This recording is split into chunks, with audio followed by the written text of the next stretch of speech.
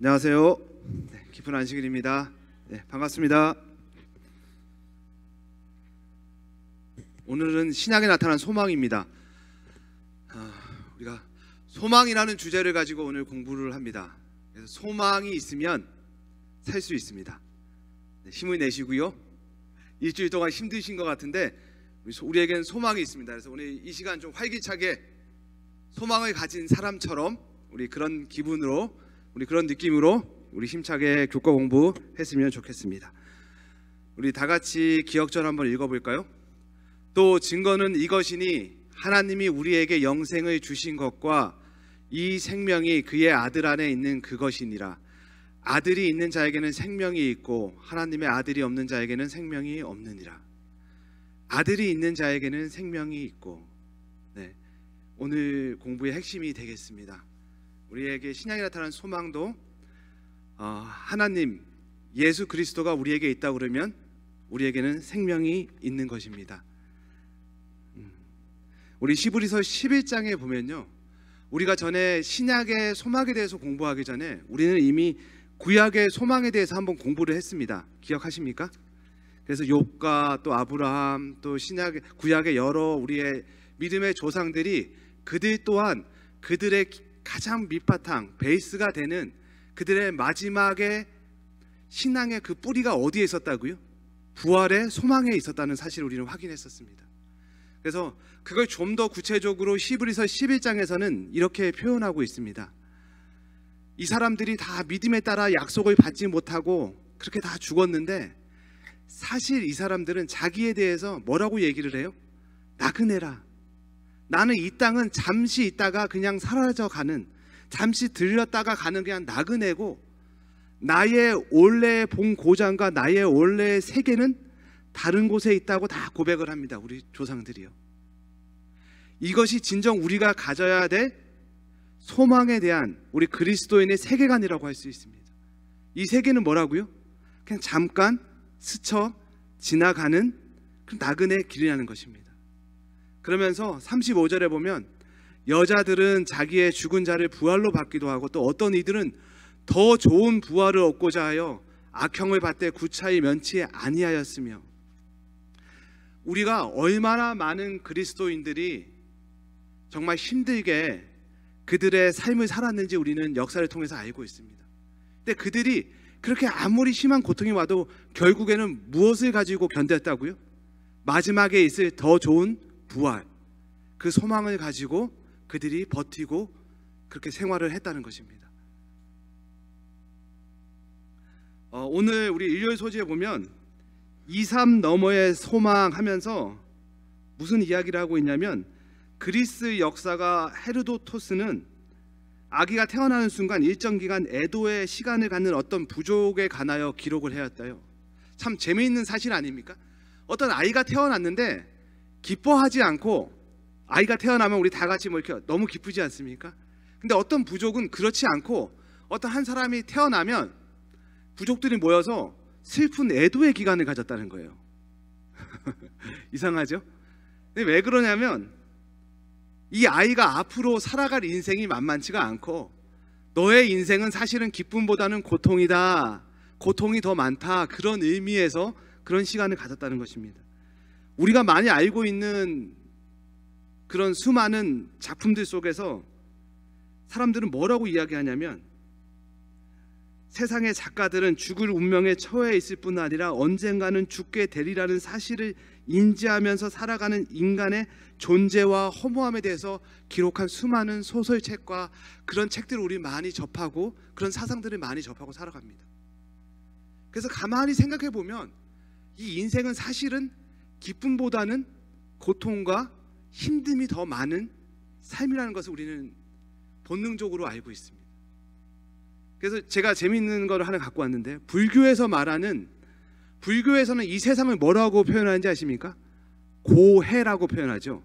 고통의 바다가 이 우리의 삶이다, 이렇게 표현을 합니다. 그러면서 좀 더 구체적으로 8가지 고통에 대해서 이야기를 합니다. 첫 번째, 생고는 뭘까요? 생고, 태어나는 것이 고통이다, 이렇게 이야기합니다. 태어나는 것이 고통이다. 노고는 뭘까요? 노고, 예, 늙어가는 것이 고통이다. 태어나서 늙어가는 그 자체가 고통이다 이렇게 이야기합니다. 병고는 뭘까요? 그렇게 태어나서 늙어가는 것도 서러운데 그냥 늙어가는 것이 아니라 중간에 병을 들면서 늙어간다는 거예요. 사고, 예, 죽는 거요. 죽는 것 그 자체도 고통이라는 거예요. 결국에는 죽게 된다는 거예요. 오별, 5번 애별리고, 이거는 뭘까요? 예, 아유 잘 하시죠. 사랑하는 사람과 헤어지는 것도 엄청난 고통이라고 이야기를 합니다. 그러니까 인생이 태어나서 늙어가고 병들고 죽는데 그 순간에 수많은 사랑하는 사람들과 헤어지는 고통을 너희는 느끼면서 살아간다는 거예요. 그 다음에 원증해고는 뭘까요? 이게 참 재미있습니다.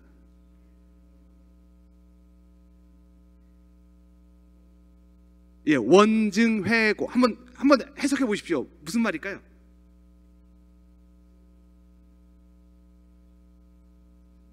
예, 다들 아시는 것 같습니다. 제가 확실하게 강정님도 말씀해 주셨고요, 우리 오정님도 말씀해 주셨고요.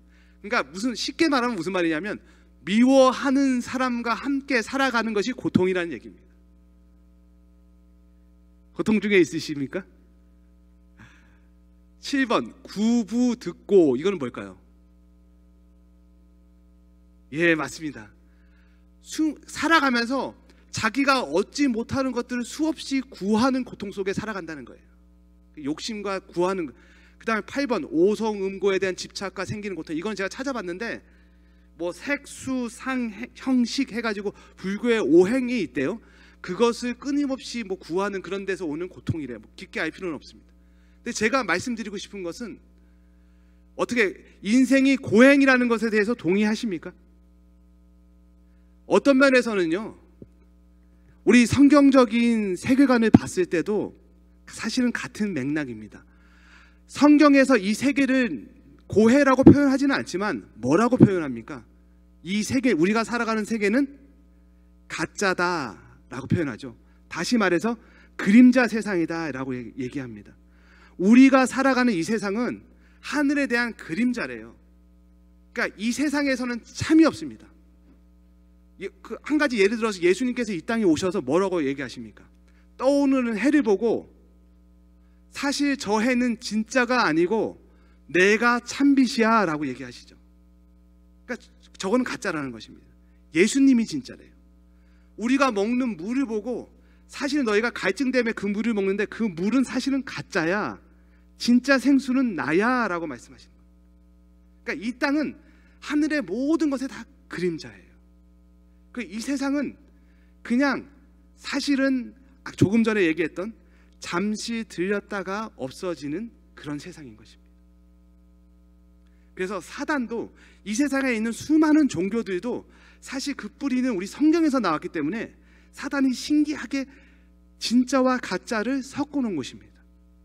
그래서 불교에서는 저런 수많은 고통을 해소하기 위해서 무엇을 합니까?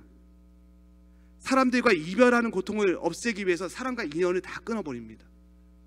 그 다음에 자기가 쓸데없이 구하는 그런 고통에서 벗어나기 위해서 아무것도 구할 수 없는 산속 안에 암자로 들어가서 자기가 고행을 합니다. 수련을 합니다. 자기가 사랑하는 사람과 어떤 원수와 살아가는, 미워하는 사람과 살아가는 그런 고통에서 벗어나기 위해서 아무와도 인연을 맺지 않습니다. 사실 저 말들이 맞긴 맞는데 그 방법을 신기하게 이상하게 섞어놨단 말입니다. 성경은 뭐라고 얘기합니까? 우리가 태어나는 것도 고통이고 죽는 것도 고통이고 병드는 것도 고통이고 모든 것이 고통이지만 그런 삶 속에서 우리는 무엇을 할 수 있다고요? 사랑할 수 있고 좀 더 올바른 것을 구할 수 있고, 그래서 기쁨과 평안 속에 살 수 있다는 것이 성경적인 희망이고 그런 메시지라는 것입니다.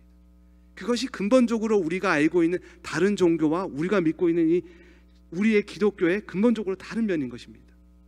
그래서 우리가 지금 배우는 이러한 소망들에 대해서 제대로 안다고 그러면 무슨 일이 발생하냐면, 어차피 이 세상이 고해고 힘든 거는 부정할 수가 없습니다. 그러나 우리가 제대로 된 소망을 알고 그것을 우리가 갖고 있다고 그러면, 조금 전에 제가 아까 이 히브리서 11장에 나오는 수많은 믿음의 조상들처럼 정말 그렇게 엄청난 고난과 고통과 핍박이 다다라도 찬송 부르면서 죽을 수 있는 그런 편안함이 있다는 것입니다. 우리가 갖고 있는 소망은 그 정도로 파워가 있는 소망이라는 것입니다. 그래서 오늘 우리가 좀 더 구체적으로 신약에 나타난 그런 소망들에서 조금 살펴보고 바라옵기는 그 소망이 저와 여러분의 살아있는 소망이 되기를 간절히 바라겠습니다. 그래서 이 성경에서는요, 조금 불교에서 얘기했던 그런 여러 가지 고통들이 있는 인간 세상에서 있는 것은 자명한 일입니다. 그러나 고린도전서 15장에서 뭐라고 얘기하냐면 우리에게는 예수님의 부활이 있다는 것입니다. 그의 부활이 있기 때문에 우리가 그 부활을 믿는 자들은 조금 전에 우리가 기억절에 읽은 것처럼 말입니다.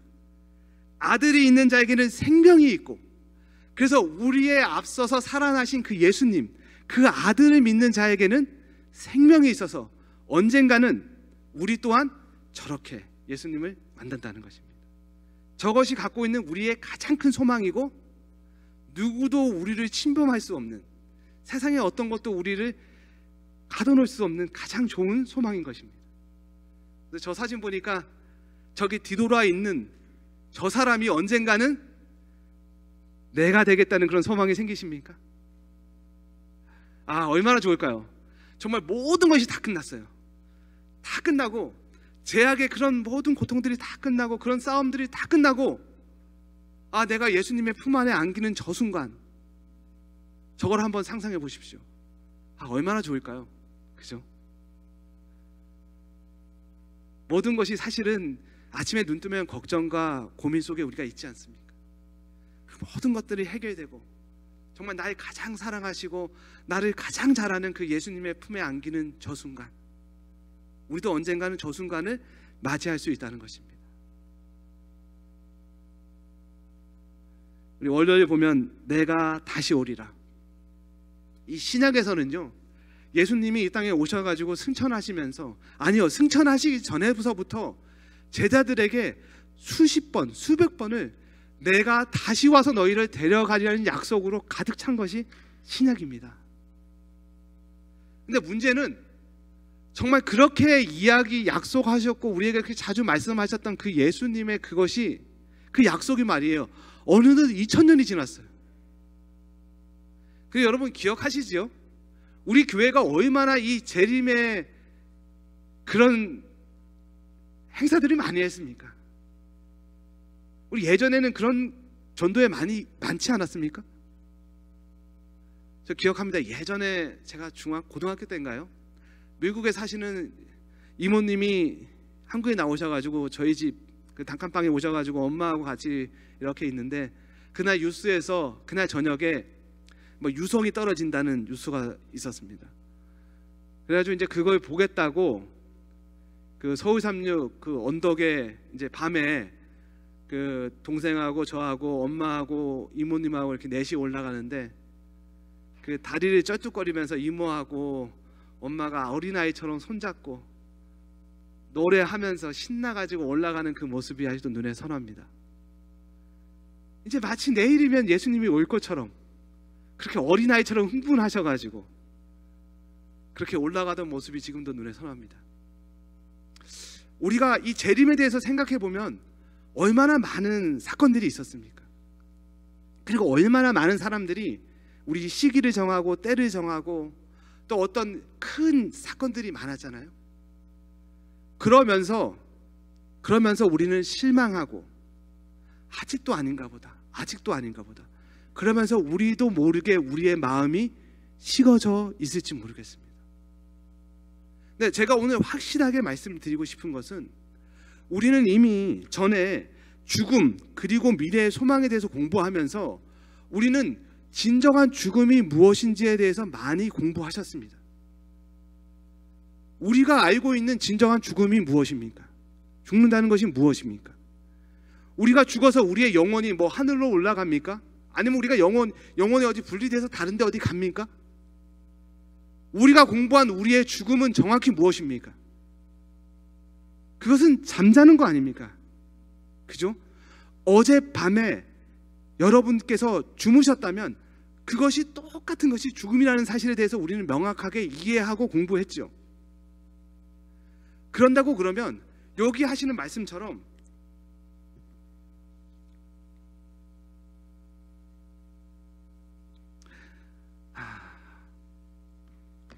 여기 뭐라고 그러냐면 이렇게 되어 있습니다.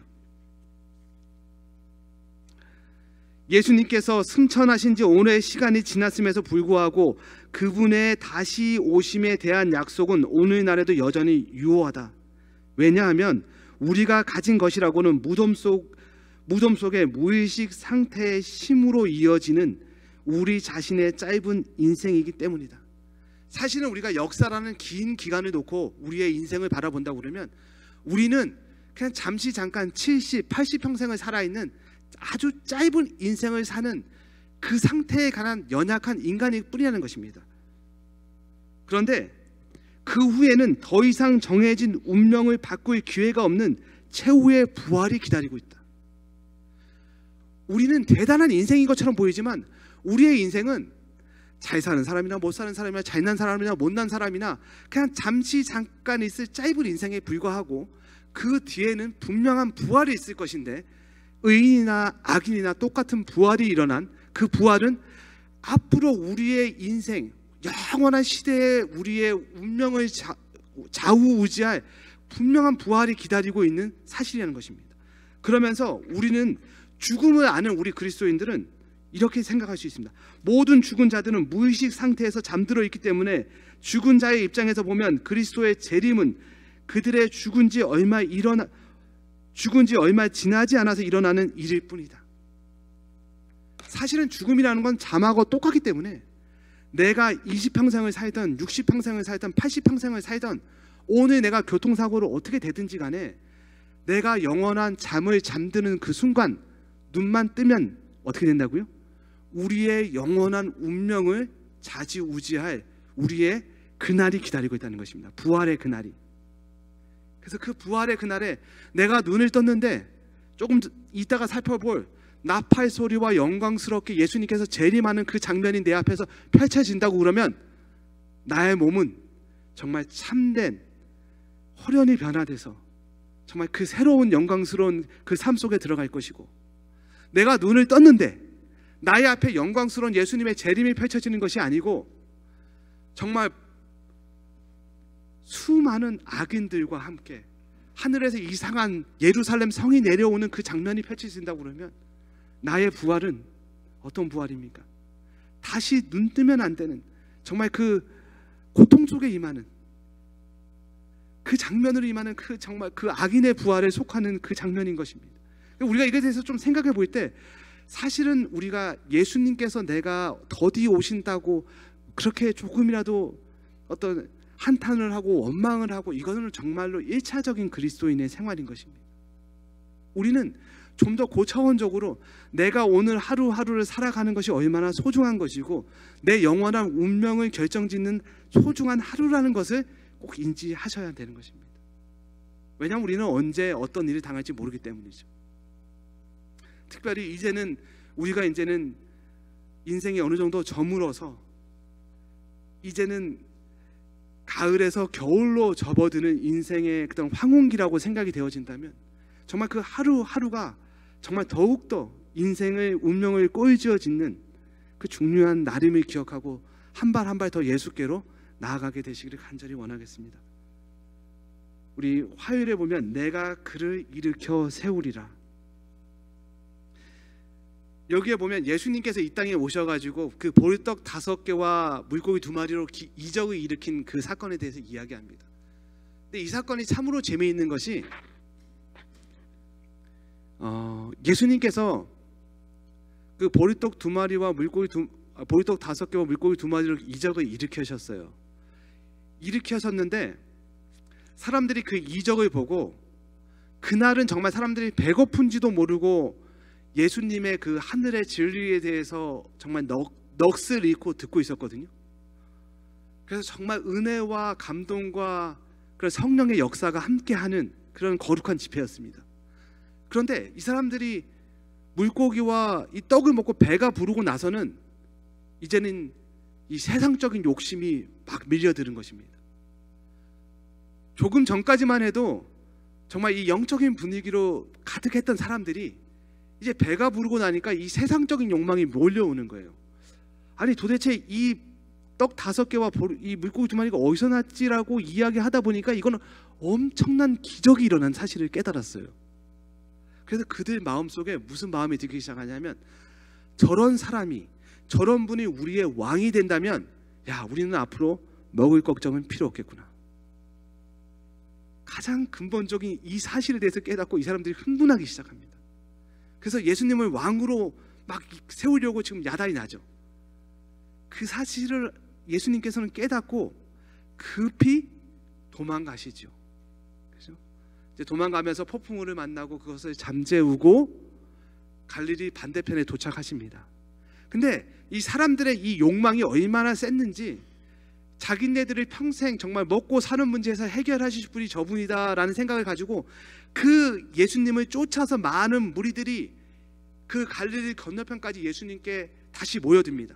그러면서 뭐라고 얘기하냐면, 어제 있었던 그 이적을 우리한테 다시 한번 보여달라고 막 조르는 것입니다. 그때 예수님께서는 이 설교 말씀을 하시는 것입니다. 그러면서 예수님께서, 야, 너희가, 제가 아까 조금 전에 말씀했던 이 세상은 그림자 세상이라고 그랬죠. 너희가 먹는 떡은 가짜야. 너희가 그 떡을 먹고 지금 오늘 살아가는 것 같은데, 그 떡은 먹고 너희가 배부를 수는 있으나 너희 생명을 유지할 수 있는 건 아니야. 언젠간 너희는 죽게 되는 가짜 떡이야. 진짜 떡인 나를 먹고 마시라고 이야기합니다. 진짜 떡은 나야 라고 이야기하면서, 그러면서 예수님께서는 첫 번째, 나는 I am, 스스로 있는 자라는 사실에 대해서 말씀하십니다. 생명의 떡에 대해서 이야기하면서 스스로 있는 자, 여호와 하나님이라는 사실을 예수님께서는 이야기하십니다. 모세가 이스라엘 백성을 이끌어냈을 때 그 이스라엘, 아무것도 모르는 이스라엘 민족들에게 첫 번째 뭐라고 이야기하냐면, 하나님, 이 사람들은 하나님도 모르고 아무것도 모르는 민족입니다. 가서 하나님을 뭐라고 할까요? 했더니, 나는 스스로 있는 자 여호와 하나님이라고 이야기하라 라고 이야기했던 그 하나님이 이 땅에 오셔서 똑같이 나는 스스로 있는 자, 생명의 떡이라고 말씀하시는 것입니다. 여러분도 그것 사실을 믿으십니까? 우리가 사실은 이것이 가장 근본이고 시작입니다. 우리의 신앙에 있어서. 우리가 교회를 나오고 그리스도인이고 내가 침례를 받고 예수님을 믿는다고 하는 것은 저기 쓸데없는 이상한 어떤 석상을 믿는 것이 아니고요, 이상한 신을 믿는 것이 아니고 여호와 하나님을 믿는 것입니다. 근데 그 여호와 하나님이 무슨 하나님이라고요? 스스로 있는 자, 생명은 오로지 스스로 있는 여호와 하나님께 속한 것입니다. 그러므로 우리가 사실은 내가 돈을 벌고 떡을 사서 그것을 먹고 생명을 유지한다고 착각하고 있는데, 그것이 아니고 오늘 내가 살아가는 이 생명은 스스로 있는 생명의 하나님으로부터 왔다는 그 사실을 고백하는 것이 우리의 신앙의 첫 번째인 것입니다. 이해되시죠? 그래서 우리가 그 사실을 믿는다면 우리가 힘들어 죽겠네, 배고파 죽겠네, 망해서 죽겠네, 화나서 죽겠네, 이게 말이 됩니까? 그렇게 죽을 수 없어요. 우리의 죽음과 삶은 오로지 스스로 계신 여호와 하나님께서 결정하신 사실인 것입니다. 그 사실을 인정하는 것이 신앙의 첫 번째고요. 두 번째는 예수님께서 뭐라고 하냐면, 그래, 내가 생명이 나한테 속했고 너희는 나를 먹어. 내가 생명의 떡이니까 나를 먹어야지만 살 수 있어. 그래서 보면 뭐라고 말씀하시냐면, 나에게로 오는 자는 영생의 축복을 누리게 될 것이라는 것이. 나에게로 오는 자, 그 말은 예수님을 먹는 자. 우리가 오늘 아침에 일어나서 지금 이 순간에도 저 같은 사람의 말씀을 들으면서 예수님을 마음속에 생각하고 있다면 그게 바로 예수님을 먹는 것입니다. 그렇게 예수님을 먹고 있다면 그 생명이 여러분께 들어간다니까요. 그래서 눈에 보이지는 않지만 영적인 생명으로 우리가 더욱더 우리의 삶이 살아난다니까요. 지금 그 말씀을 하시는 것입니다. 살아난다는 거예요. 그 다음에 세 번째는 뭐라고 말씀하시냐면, 너희가 나를 그렇게 이 세상에서 먹으면서 살아간 자들은 생명의 씨앗이 너희 안에 들어가서 마지막 너희가 죽더라도 그 생명의 씨앗으로 인하여 다시 살아난다는 약속을 해주시고 있습니다. 그래서 내가 그를 일으켜 세우리라. 왜냐하면 부활이라는 것은 어려운 것이 아닙니다. 우리가 생명의 씨앗을 먹고 생활했기 때문에, 그 생명의 씨앗이 우리 안에 들어와 있기 때문에 우리는 자동으로 부활을 할 수뿐이 없는 존재가 되는 것이에요. 우리의 어떠함이 아니고요, 생명이 우리 안에 들어와서 우리로 하여금 부활할 수 있는 존재가 되게 된다는 것입니다. 그러면서 첫 번째 읽은 거, 기억절에 읽은 거 들으십시오. 아들이 있는 자는 생명이 있고 그 아들을 먹은 자는 생명이 있기 때문에 우리 다시 일어난다는 것입니다. 어떤 대단하게 우리가 교리를 지키고 뭐를 수행을 하고 대단한 어떤 삶을 살아서가 아니고요, 우리가 아들을 먹었기 때문에 우리는 죽어도 다시 일어난다는 것입니다. 이해되셨죠? 그 다음에 이제 하나님의 나팔 소리. 이 말씀은 이 데살로니가 이 사람들은 부활을 어떻게 생각했냐면 이렇게 생각했대요. 죽은 자들은 부활하지 않고 예수님께서 재림하시는 사실은 믿었는데, 예수님께서 다시 오시는 사실은 믿었는데, 자신들이 살아있을 때 예수님께서 오신다고 믿었대요. 그래서 죽은 자들은 부활한다는 생각은 하지를 못했대요. 그래서 그들은 자기가 함께 신앙을 했던 사람들이 죽으면 그렇게 슬퍼하고 애도하고 그 사람들을 어떻게라도 이렇게 하려고 그렇게 했대요. 그런 자들의 상태를 알고 바울은 구체적으로 하나님께 우리가 부활의 장면에 대해서 이야기해 주는 것이 데살로니가 4장입니다. 우리 이거 함께 한번 읽어보겠습니다. 그러면서 우리 또한 지금 바울이 지금 믿음이 약한 데살로니가 이 교인들에게 너희가 마지막 때 이런 식으로 부활하고 이렇게 될 거야 라고 설명해 주는 것입니다. 그러니까 우리 또한 이것을 읽으면서 지금 바울이 우리한테 설명해 준다고 생각하면서 우리 하나님의 성령이 함께해서 다시 한번 우리의 부활에 대한 소망이 불타오게 되기를 간절히 원하겠습니다. 우리 데살로니가 4장 13절부터 한번 읽어볼까요? 형제들아, 자는 자들에 관하여 너희가 알지 못함을 우리가 원치 아니하노니 이는 소망이 없는 다른 이와 같이 슬퍼하지 않게 하려 함이다. 너희가 너희 친구가 죽었다 이렇게 슬퍼하는데 그렇게 슬퍼하지 마. 우리에게는 뭐가 있다고요? 소망이 있다는 것입니다. 우리가 예수의 죽었다가 다시 사심을 믿을진데 이와 같이 예수 안에서 자는 자들도 하나님이 저와 함께 데리고 오시리라. 우리가 주의 말씀으로 너희에게 이것을 말하노니 주 강림하실 때에 우리가 살아남아 있는 자도 자는 자보다 결탄코 앞서지 못하리라. 우리는 이런 생각을 많이 합니다. 내가 될 수 있으면 살아서 하나님을 맞이하고 싶다는 그런 고백을 하는 그리스도인들을 많이 봅니다. 그러나 사실은 살아서 하나님을 맞이하는 자보다 죽어있던 자들이 하나님을 뭐라고요? 더 빨리 맞이한다는 사실입니다. 신기하죠? 그러면서 뭐냐면 주께서 호령과 천사장의 소리와 하나님의 나팔 소리로 친히 하늘로 쫓아 강림하시리니, 그렇게 시끄럽고 영광스럽게 하나님께서 내려오실 때 그리스도 안에서 죽은 자들이 먼저 일어나고, 우리는 저게 무슨 일이야 하면서 벌벌벌 떨고 있고 그렇게 바라볼 때 무덤이 열리고 그리스도 안에서 죽은 자들이 먼저 일어나서 그 사람들이 하나님께로 먼저 이끌어 올라간다는 것입니다. 그러니까 우리가 이 장면에서 깊게 묵상할 때 죽는다는 것이 그렇게 두려움으로 다가오지 않는다는 것입니다. 내가 이제는 눈만 감고 눈만 뜨면 내가 이끌려 올라가서 그 공중에서 예수님을 바라보겠구나, 이런 생각으로 우리의 믿음의 조상들이 죽음을 맞이했다는 것입니다. 그러니까 그들이 사자굴 앞에서, 그냥 화형식 앞에서 그렇게 찬송을 부르고 죽을 수 있었던 것입니다.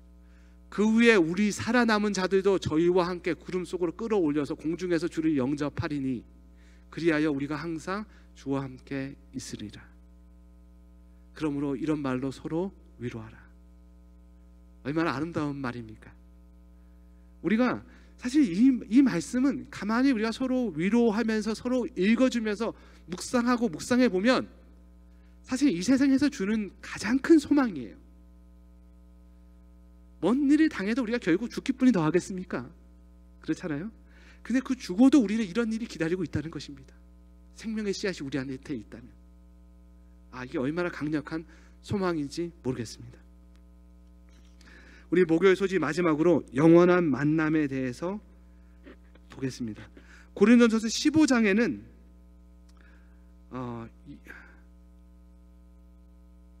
내가 너희에게 비밀을 말하노니 라면서 시작을 합니다.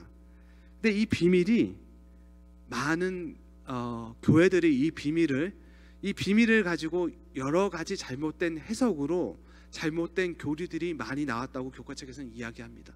특별히 휴거와 관련된 그러한 사건들이 이 구절을 가지고 이렇게 많이 나왔다고 이야기합니다.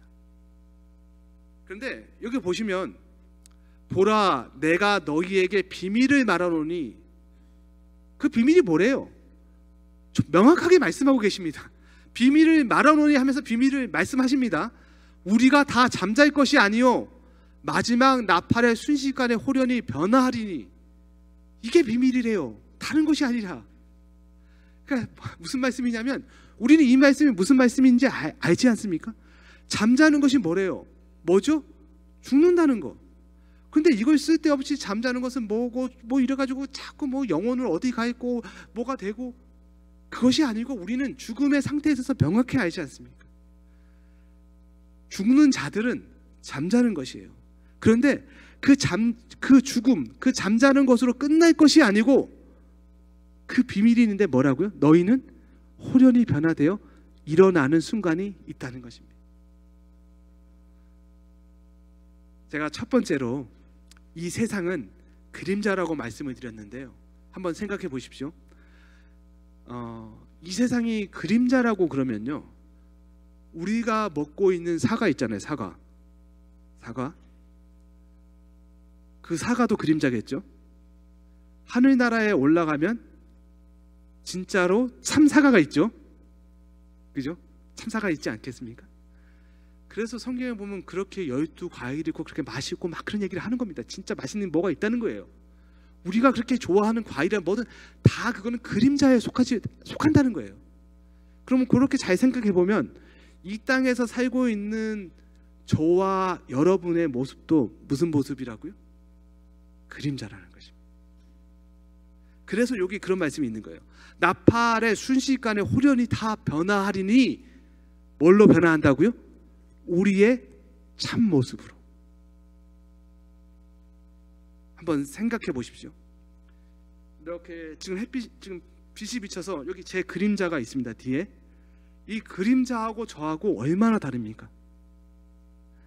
이 그림자의 모습을 보고 와 멋있다 이렇게 할 수 있습니까? 야, 저 그림자 보니까 당신 그림자 보니까 눈의 색깔이 참 아름답군요, 머리빛이 참 아름답습니다, 이렇게 얘기하면 아 미쳤군요 이렇게 얘기를 듣겠죠. 그러니까 그만큼 우리의 그림자하고 지금 내 모습이 그렇게 다르다는 거예요. 그러니까 지금 이렇게 홀연히 변화되는 그 모습은요, 우리의 참모습, 죄로 인하여 우리가 태화되고 정말 죄로 인하여 이렇게 죄인의 모습과 하나님께서 우리를 원래 창조하신 그 의인의 우리의 참모습은 이렇게 다르다는 것입니다. 한번 생각해 보십시오. 지금 여러분들 앉아 계신데 하늘나라에 가서 보면 우리 오중자 집사님의 참모습을 보면, 만약에 여기 우리 사진을 띄울 수 있다고 그러면 우리 오중자 집사님하고 권장로님 결혼하실 때 사진을 띄운다고 그러면 지금 모습하고 그때 모습이 얼마나 다를까요? 저는 보지는 못했지만 뭐 지금도 이렇게 있으시니까, 살아 계시니까, 그 아름다운 모습이 살아 계시니까 아마 그때는 정말로 멋있고 예쁘셨겠죠. 근데 우리가 그 옛날에 젊었을 때의 사진을 보고 추억을 합니다. 아, 내가 이때는 참 좋았어 하면서 추억을 합니다. 그런데 여러분들이 내가 예수님을 안 믿고 내 안에 정말로 그 생명의 씨앗이 없고 내가 죽어버린다고 그러면, 죄송한 말이지만 가장 억울한 건 뭐냐면 여러분의 진짜 참모습을 모르고 죽는다는 것이에요. 우리의 모습은 이런 모습이 아니에요. 정말 얼마나 영광스럽고 아름다운 모습인데, 예수님은 그 모습 우리에게 정말 보여주기를 간절히 원하는 것입니다. 그래서 우리가 그 모습으로 하늘나라에서 여러분들을 뵈면 정말 지금하고 너무 다르겠죠. 그림자와 우리가 다른 것처럼 그렇다는 것입니다. 그래서 이 순식간에 호련히 변화되는 이 모습이 그냥 뭐 이렇게 변화되는 모습이 아니고 우리의 참된 모습으로 변화된다는 것입니다. 한번 그렇게 돼야 되지 않겠습니까? 그러면서 나팔 소리가 나매 죽은 자들이 썩지 아니할 곳으로 다시 살고 우리도 변화되리라. 변화된다는 것입니다. 이 썩을 것이 불과불 썩지 아니할 것을 입겠고 죽을 것이 죽지 아니함을 입으리로다. 사망아 너의 이기는 것이 어디 있느냐? 너의 쏘는 것이 어디 있느냐? 56절 사막에 쏘는 것은 죄요 죄의 권능은 율법이라. 우리가 이 땅에 살아가는 것은 아까 불교에서는 이 땅에 살아가는 모습을 고해라고 표현했는데 그들은 8가지 이유를 들어서 이 세상은 이런 이유 때문에 고해의 삶이라고 얘기하는데 사실은 그건 틀린 이야기입니다. 진짜 이 세상이 고해인 이유는 지금 56절에서 이야기하는 것입니다. 사막에 쏘는 것은 죄요 죄의 권능은 율법이라. 이 문장 때문에 이 구절 때문에 이 세상은 사실은 고해의 삶인 것입니다. 우리가 죄와 율법으로 그 정죄함으로 우리는 고해의 삶을 살아가다가 57절에 뭐라고 얘기하시냐면 우리 주 예수 그리스도로 말미암아 우리에게 이김을 주시는 하나님께 감사하노니. 우리가 죄와 그의 권세인 이 율법에 인하여 이 고해의 삶을 살아가지만 57절에 분명하게 얘기합니다. 뭐라고요? 우리 주 예수 그리스도로 말미암아 우리에게 이김을 주신다고요. 그러니까 우리가 지금 앞절에서 바울이 쭉 이야기한 정말 나의 참된 모습으로 변화되고 내가 그 영광스러운 그 잔치 그 순간에 참여할 수 있는 사람이 되려면 지금 57절에서 답을 주고 있는 겁니다. 뭐라고 얘기하냐면 우리 주 예수 그리스도로 말미암아 우리에게 이김을 주신대요. 제가 조금 전에 우리가 하루하루 예수 그리스도를 먹고 살아야지 우리가 참된 생명이 있다고 그러고 그렇게 먹음으로 해서 우리 안에 생명의 씨앗을 저축한다고 그랬는데 그렇게 되는 그 힘이 뭐라고요? 우리 주 예수 그리스도로 말미암아. 그러니까 사실은 우리의 그리스도의 신앙은 처음서부터 끝까지 예수 그리스도인 것입니다. 58절 요거 한 절 같이 읽으면서 마치겠습니다. 그러므로 내 사랑하는 형제들아 경고하며 흔들리지 말며 항상 주의 일에 더욱 힘쓰는 자들이 되라. 이는 너의 수고가 주 안에서 헛되지 않은 줄을 알미니라. 우리가 매일같이 하나님께 나아가는 각자의 투쟁들이 있으리라고 믿습니다. 그러한 투쟁들이 헛된 것이 아니고 주 안에서 좋은 일이 일어나리라고 공고의 말씀을 우리에게 해주시고 계십니다. 그래서 오늘 우리의 삶이 정말 그리스도 예수로 말미암아 하나님께서 주시는 이기는 삶을 사시는 저와 여러분들이 되시기를 간절히 원하면서 말씀을 마치겠습니다. 네, 감사합니다. 다 같이 기도하겠습니다.